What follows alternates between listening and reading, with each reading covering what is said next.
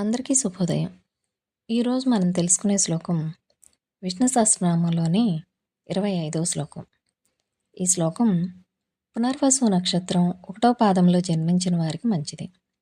శ్లోకం ఆవర్తనో నివృత్తాత్మ సంవృత సంప్రమర్దన అహస్సంవర్తకో వహ్ని అనిలో ధరణీధర.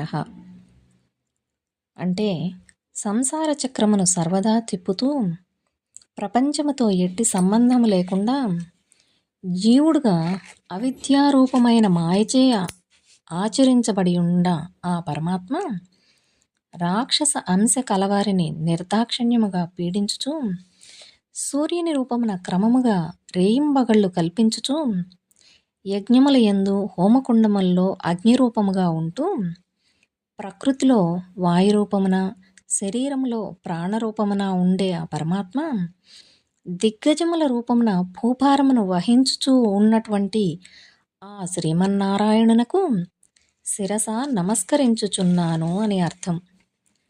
ఆవర్తనో నివృత్తాత్మ సంవృత సంప్రమర్దన అహస్సంవర్తకో వహ్ని అనిలో ధరణీధర.